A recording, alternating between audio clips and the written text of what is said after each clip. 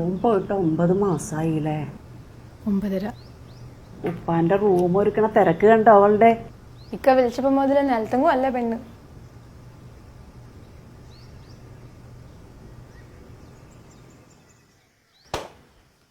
ബാക്കിയൊക്കെ ഒക്കെയാണ് ഇക്ക മെയിനായിട്ടും വിസിറ്റേഴ്സ് ആരും പാടില്ല. പിന്നെ ഒരു കാരണവശാലും അഷ്റഫിൻ്റെ റൂമിലേക്ക് ഒരാളും കയറാൻ പാടില്ല, പ്രത്യേകിച്ച് കൊച്ചുകുട്ടികൾ. അഷ്റഫ് ഉപയോഗിക്കുന്ന പാത്രങ്ങളും വസ്ത്രങ്ങളും ഒക്കെ അഷ്റഫ് തന്നെ അങ്ങ് കഴിക്കാൻ മതി. ഇതൊക്കെയാണ് ഇക്ക മെയിനായിട്ടും. എല്ലാം നിങ്ങൾ പറഞ്ഞ പോലെ. ഓക്കെ അക്ക, ശരി എന്നാൽ ബൈ.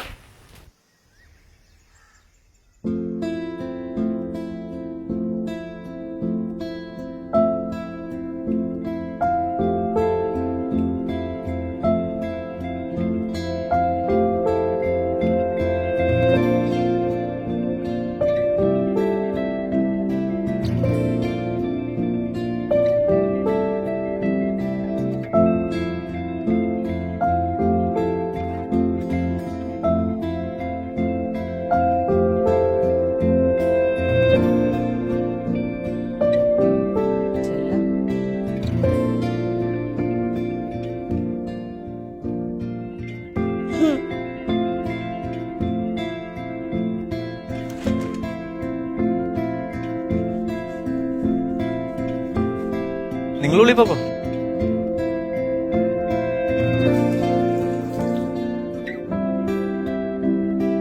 എടോ, താനിങ്ങ് വന്നേ ആദ്യം. പോലോ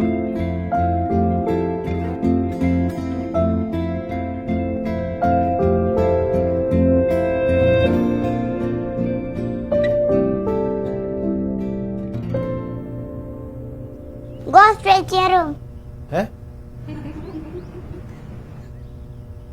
ഇപ്പൊ ഇവളാണോ ഇവിടുത്തെ ഭരണം?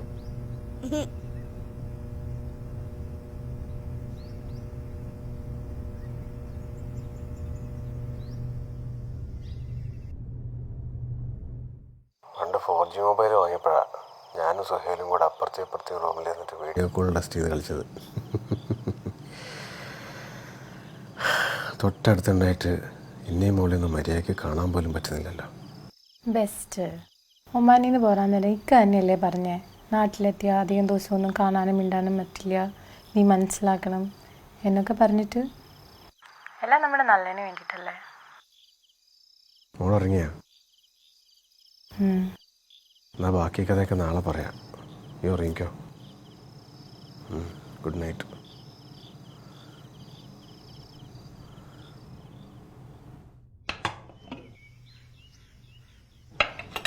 മോളെ, ഓനെ കഴിക്കാൻ വിളിക്കും.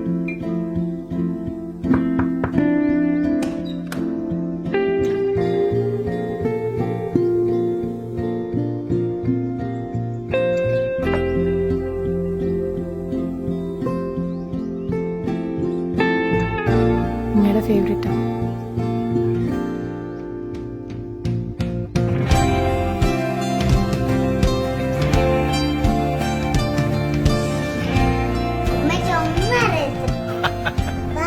ബിരിയാണി ഇഷ്ടപ്പെട്ടോ? ഞാനാ പപ്പടം ഉണ്ടാക്കിയത്.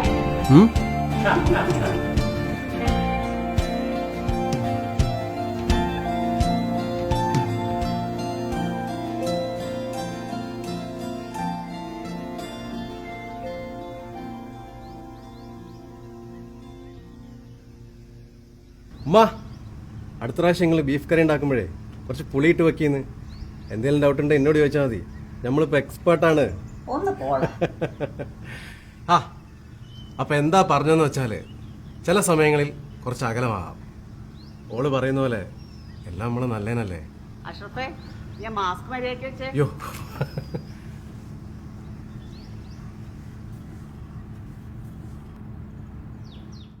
ഈ പുതു കേരളം വാർത്തെടുക്കുന്നതിൽ വളരെ വലുതാണ് നമ്മുടെ പ്രവാസി സഹോദരങ്ങളുടെ പങ്ക്. അവർ തിരിച്ചു വരികയാണ്.